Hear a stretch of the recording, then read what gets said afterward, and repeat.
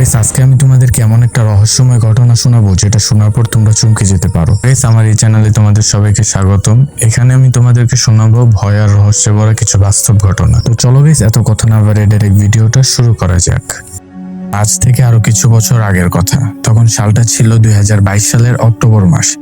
5 জন বন্ধুর ছোট্ট একটা গ্রুপ, রায়ান, তানিম, শুভ, দীপা আর মিম। ওরা অনেকদিন ধরে প্ল্যান করছিল পাহাড়ে ট্রিপ দেওয়ার।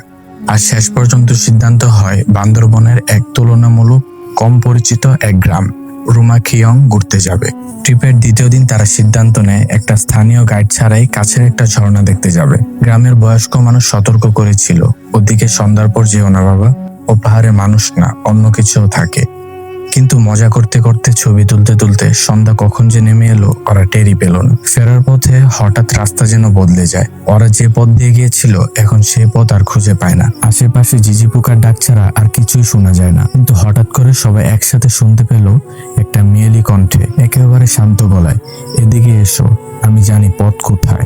কিন্তু আশ্চর্যের বিষয়, আশেপাশে কেউই ছিল না। শুভ প্রথমে ভেবেছিল কারো প্র্যাঙ্ক, কিন্তু দীপা কাঁপতে কাঁপতে বলল, আমি ওই গলা কিছুক্ষণ আগেও একটা ঘর থেকে শুনেছি।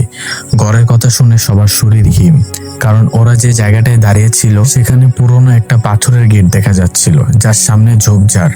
শুভ আর তানিম লাইট জ্বালাইতে দেখা যায় ভিতরে একটা পুরনো মন্দিরের মতো কাঠামো, আর তার ঠিক সামনে বসে আছে একজন নারী, সাদা শাড়ি, নিচু মাথা, চুল মুখের উপর ঝুলে আছে। রায়ান ফিসফিস করে বলে, চলো চলো এখনই বের হই। তখনই সেই নারী মুখ তুলে, চোখ নেই, শুধু কোটর, আর বলতে থাকে, তোমরা চলে যেতে পারো না, শুরু তো এখনো হয়নি।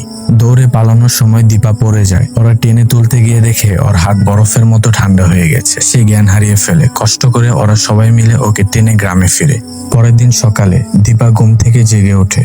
সবার মুখে স্বস্তি, কিন্তু ওর চোখের দিকে তাকিয়ে শুভ হঠাৎ চোখ মেরে যায়। দীপার চোখে পাপড়ি নেই, পুরো চোখের চাহিনি এক অন্যরকম, শূন্য, ঠান্ডা আর গভীর। ও আস্তে আস্তে বলে ওঠে, আমি তো বলছিলাম ফিরে যেতে দিও, কিন্তু তোমরা আনলে কেন আমাকে?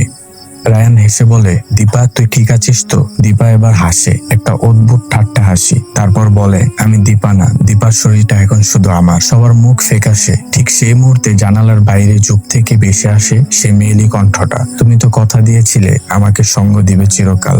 তারপর তাদের সাথে ঘটে যাওয়া সেই ঘটনাটা এক গ্রামের বৃদ্ধ লোককে শেয়ার করে। পরের দিন সকালে স্থানীয় এক বৃদ্ধা জানায়, বহু বছর আগে সেখানে এক নববধূ আত্মহত্যা করেছিল।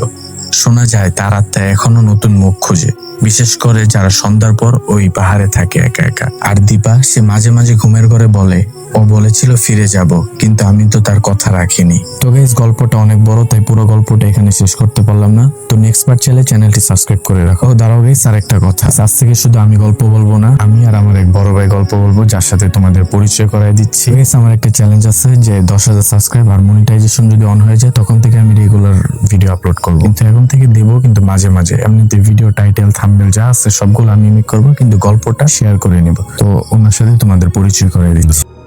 তো বন্ধুরা, তোমরা যদি চাও আজ থেকে আমিও কিছু গল্প তোমাদেরকে শোনাতে চাই।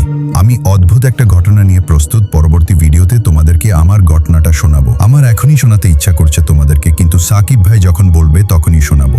সবাই ভালো থেকো। তো গাইস তোমরা তো বুঝতেই পারলা পরবর্তী ভিডিওগুলো একটু বেশি আকর্ষণীয় হতে যাচ্ছে, কারণ আমি তোমাদেরকে রিয়েলিস্টিক, বাস্তব, রহস্যময় ঘটনাগুলো শেয়ার করি। তো গাইস যারা যারা গল্প শেয়ার করতে চাও অবশ্যই কমেন্টে জানাও। ভিডিওটা যদি তোমাদের কাছে ভালো লাগে তাহলে লাইক, কমেন্ট এবং শেয়ার করতে পারো। তো বন্ধুরা সবাই ভালো থেকো, সুস্থ থেকো। তোমাদের সাথে দেখা হবে নতুন কোনো ভিডিওতে।